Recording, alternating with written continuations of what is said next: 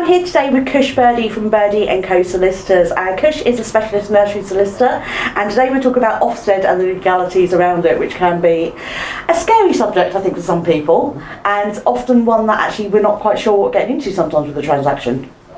Yeah, I think there's, of course, children's nursery can't run without an Ofsted, relevant Ofsted registrations, and there's always the issue of how the registration is handed over.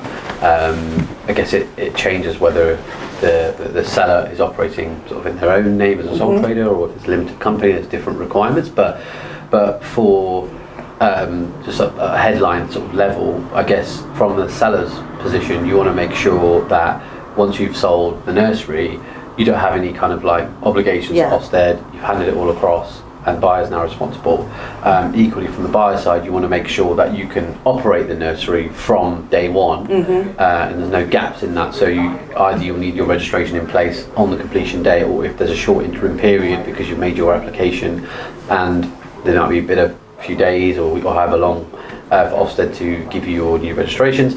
The contract has to provide for that handover. And so the sellers need protection if they have to maintain their registration for a short period, which we do as a matter of course, and the buyers just need assurance that there is going to be a continuation of the seller's registrations until theirs is through. Otherwise you have to do a whole kind of like split exchange and completion type scenario, which is not always ideal. No, I think it's frustrating because obviously Ofsted as an external element, you're kind of at their mercy as to how long they take things, so it's kind of about making sure that you know going in how you're going to manage that, because in all likelihood you are going to need some kind of mechanism to do so, aren't you?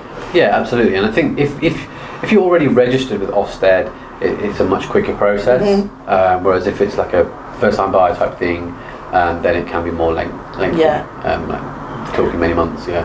And a small side point with Ofsted, because I think a lot of people don't realise that their Ofsted registration must really match the trading structure of the business. So if you have a limited company, your Ofsted registration should be in that limited company. And actually I still come across people who have the Ofsted in their sole name, and then they're running the business for a limited company. What's the legality of that? You know, what has to be done with that?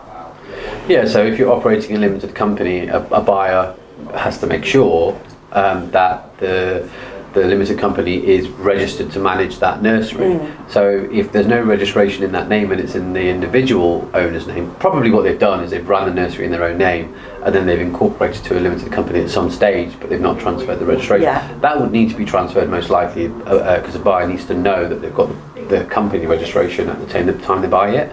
Otherwise they wouldn't have any control over the seller making sure that registration is transferred. So that would be a point that would need to be resolved. Ideally resolved before sale. I mean, can be done throughout it, but it might add time and extra costs possibly for the seller as well. Okay. Well, I hope you found that useful. If you have any questions, please pop them into the comments below, and hopefully we'll see you again soon.